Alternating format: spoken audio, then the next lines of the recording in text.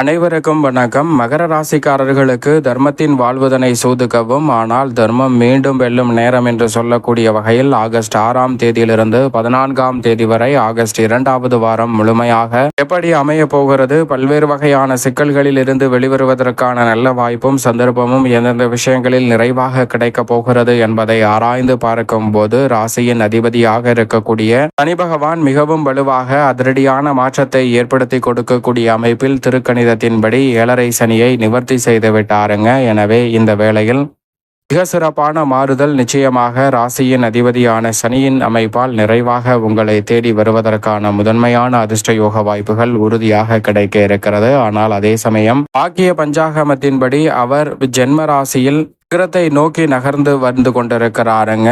பாத சனியாக 2ஆம் இடத்தில் அமர்ந்திருக்கக்கூடிய சனி பகவான் ஆக்கிய பஞ்சாகமத்தின்படி அங்கு வக்ரம் பெற்று ஜென்மராசியை நோக்கி நகர்ந்து கொண்டிருக்கிறார். இது சற்று சாதகமற்ற ஒரு அமைப்பாக மகர ராசிக்காரர்களுக்கு நிச்சயமாக பார்க்கப்படுகிறது. ராசியின் அதிபதியான சனி பகவானை பொறுத்த வரைக்கும் அதிரடியான மாற்றங்களை ஏற்படுத்தி கொடுக்கக்கூடிய அமைப்பில் திருக்கணிதத்தின்படி தைரியஸ்தானத்திலும், அதே சமயம் பாக்கியத்தின்படி மிக வலுவாக பாதசனியாக முழுமையாக 7.5 சனி நிவர்த்தி செய்யக்கூடிய கடைசி தருணத்தில் விளம் வந்து கொண்டிருக்கிறார். எனவே இந்த வேளையில் மகர ராசிக்காரர்களுக்கு நிச்சயம் ராசியின் அதிபதியான சனி பகவானின் அமைப்பு மிக சிறப்பான நன்மையையும் முன்னேற்ற வாய்ப்பையும் உறுதியாக ஏற்படுத்தி கொடுக்கிறது என்பதில் சந்தேகமே இல்லை. ஏனென்றால் நீங்கள் நினைப்பதை காட்டிலும் பல்வேறு வகையில உத்தியோகம், தொழில் ரீதியான பணிகளில் இருக்கக்கூடிய பல சிரமங்கள், சிக்கல்கள், நெருக்கடிகள் போன்றவற்றை உறுதியாகவே தகர்த்தறிந்து நன்மையையும் முன்னேற்றத்தையும் எளிதில் உருவாக்கி கொள்ளக்கூடிய வகையில் பல நல்ல வாய்ப்புகளும் சந்தர்ப்பங்களும் நிச்சயம் மகர ராசிக்காரர்களாகிய உங்களை தேடி வருகிறது.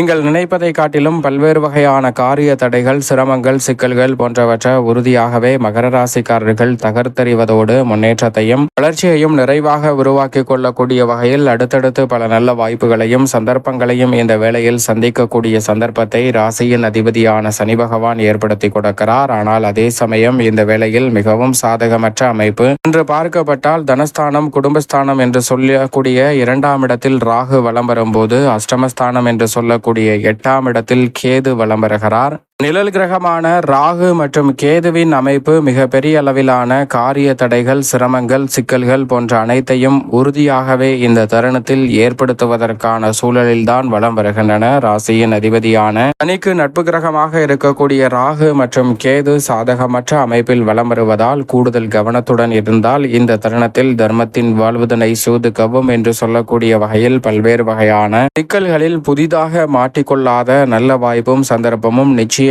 கிடைக்கும் என்பதை திட்டவட்டமாக ராசியின் அதிபதியான சனி பகவான் அவரது நட்பு கிரகமான ராகு கேதுவின் அமைப்பால் உறுதியாகவே எடுத்து காட்டுகிறார். ராகு சாதகமற்ற அமைப்பிலும், அது மட்டுமல்லாது மோட்சக்காரகரான கேது மிகவும் வலுவாக அஷ்டமத்திலும் அமர்ந்திருப்பதால் இந்த தருணத்தில் எதிர்மறையான சிந்தனை, கற்பனையான பயம், எதிர்காலத்தை பற்றிய அச்சம், குழப்பம் போன்றவை அதீதமாக ஏற்படுவதற்கான சூழல் நிச்சயமாக மகர ராசிக்காரர்களுக்கு உண்டு. எனவே மகர ராசிக்காரர்கள் இந்த வேளையில் எந்த ஒரு காரியத்தை செய்தாலும் எடுத்தோம் கவிர்த்தோம் என்று செய்துவிடாமல் நிதானத்துடனும் பொறுமையுடனும் செயல்படும் போது அதில் இருக்கக்கூடிய சிக்கல்கள், சிரமங்கள் உறுதியாக தகர்த்தெறியப்படும்.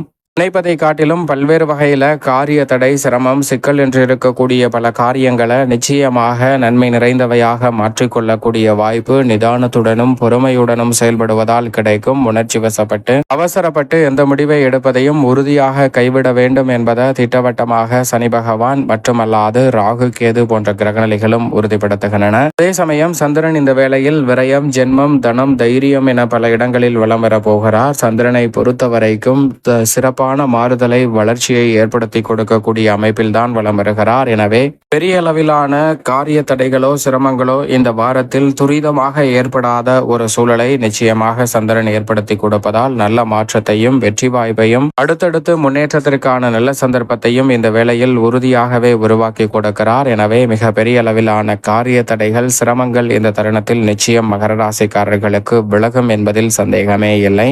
அதோடு மட்டுமல்லாது இந்த வேளையில் மிகவும் வலுவாக இந்த தருணத்தில் எதிர்பார்ப்பதை காட்டிலும் எதிர்பார்ப்புகளை பூர்த்தி செய்யும் சப்தமஸ்தானம் என்று சொல்லக்கூடிய 7ஆம் இடத்தில் வித்யாகாரகரான புதன் வலம் வருகிறார். அவருடன் சூரியன் இணைந்திருப்பதால் புது ஆதித்ய யோகம் நிறைவாக கிடைக்கக்கூடிய இந்த வேளையில் நினைத்தபடியே நினைத்த காரியங்களை நினைத்த மாத்திரம் தெளிவாக செய்து முடிக்கக்கூடிய நல்ல சந்தர்ப்பம் உண்டு. சூரியன் மற்றும் புதன் இணைந்து சப்தம பார்வையை ஜென்மராசியில் மகர ராசிக்காரர்களுக்கு பதிப்பதால் நினைத்த காரியம் மிகவும் சிறப்பாக செய்து முடிக்கக்கூடிய வகையில் விரைவாகவும் துரிதமாகவும் பல மாற்றங்களை சந்திக்கக்கூடிய நல்ல வாய்ப்பும் சந்தர்ப்பமும் மகர ராசிக்காரர்களுக்கு உண்டு. மிக பெரிய அளவிலான முதலீடு சார்ந்த விஷயங்களில் மிக சிறப்பான வளர்ச்சியையும் முன்னேற்ற வாய்ப்பையும் இந்த தருணத்தில் குறைவில்லாமல் நிறைவாக சந்திக்கக்கூடிய நல்ல சந்தர்ப்பம் உண்டு. பயணங்கள் அதிகரித்தாலும் அதன் மூலமாக ஆதாயம் கிடைக்கும். ஆளுமையும் அதிகாரமும் கொண்ட உயர் பொறுப்புகளும் பதவிகளும் உங்களை தேடி வரக்கூடிய முதன்மையான சந்தர்ப்பம் இந்த வேளையில் மகர ராசிக்காரர்களாகிய உங்களை தேடி வருகிறது. நீண்ட நாட்கள் முயற்சி செய்தும் வெற்றியடையாத பல காரியங்களில் இந்த தருணத்தில்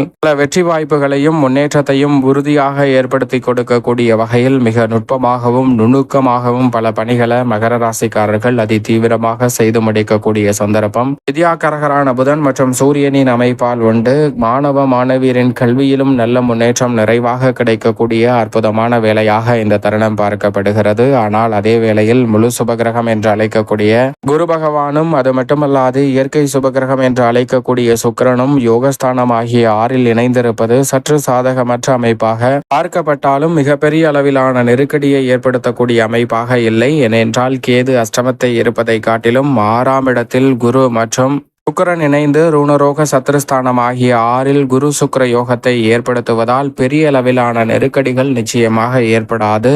எனவே இந்த தருணத்தில் உடல்நல ஆரோக்கியம் சார்ந்த தொல்லைகள் மற்றும் கடன் சார்ந்த தொல்லைகள் உள்ளிட்டவற்றை விலக்கி நன்மை நிறைந்த வாய்ப்பையும் சந்தர்ப்பத்தையும் உருவாக்கக்கூடிய வகையில் பல அற்புதமான வாய்ப்புகளும் சந்தர்ப்பங்களும் நிச்சயம் நிறைவாக கிடைக்கிறது. எனவே மகர ராசிக்காரர்களுக்கு நினைப்பதை காட்டிலும் பல காரியங்களில் காரிய தடைகள் நீங்கி காரிய வெற்றியை நிறைவாக சந்திக்கக்கூடிய சந்தர்ப்பம் நிச்சயமாக கிடைக்க இருக்கிறது என்பதில் சந்தேகமே இல்லை என்பதை குரு மற்றும் சுக்கிரன் இணைந்து யோகஸ்தானத்தை வலுப்படுத்தக்கூடிய இந்த வேளையில் உறுதிப்படுத்துகின்றன. குறிப்பாக இந்த தருணத்தில் கடன் சார்ந்த தொல்லைகள் மற்றும் ஆரோக்கிய தொல்லைகள் போன்றவற்றில் நல்ல ஒரு தீர்வு நிறைவாக கிடைக்கும். எனவே சரியாக பயன்படுத்திக் கொள்ளுங்கள். இந்த வேளையில் பல கிரகநிலைகள் சாதகமான அமைப்பில் வலம் வந்தாலும் சாதகமற்ற சூழலை அதிகமாக கேது ராகு குரு சுக்கிரன் போன்ற கிரகநிலைகள் ஏற்படுவதால் ஏதோ ஒரு சிந்தனையும் கற்பனையான பயமும் எதிர்காலத்தை பற்றிய குழப்பமும் அவ்வப்போது மனதில் ஏற்பட்டு கொண்டே இருக்கும். எனவே இந்த வேளையில் அதிக கவனத்துடன் இருப்பது நல்லது. அது மட்டுமல்லாது அவசரப்பட்டு எந்த முடிவும் எடுக்க வேண்டாம். உதாரணமாக உத்தியோகம் தொழில் ரீதியாக வேலை தொழிலை விட்டுவிடலாம் என்ற எண்ணத்தை நிச்சயமாக தவிர்ப்பது நல்லது. ஏனென்றால் பணிச்சுமையும் வேலை பளுவும் அதிகமாக தான் இருக்கும். அப்படி இருந்தாலும் கூட இந்த வேளையில் நல்ல மாற்றம் விரைவாக உங்களை தேடி வரும். எனவே விழிப்புணர்வுடன் செயல்படுவது மகர ராசிக்காரர்களுக்கு பல நெருக்கடிகளை விலக்கி நன்மையை ஏற்படுத்தும். மேலும் இந்த தருணத்தை சாதகமாக மாற்றிக்கொள்ள உறுதியாகவே மகர ராசிக்காரர்கள் இந்த வேளையில் நிச்சயமாக வாரத்தில் வியாழக்கிழமை விரதம் இருந்து அருகாமையில் உள்ள விநாயக பெருமான் ஆலயம் சென்று தீபம் ஏற்றி வழிபாடு செய்யுங்கள். நன்மையும் முன்னேற்றமும் தங்களுடைய வாழ்வில் பெரிய அளவில் சிக்கல் சிரமமின்றி உறுதியாகவே வந்து சேரும் மகர ராசிக்காரர்களுக்கு.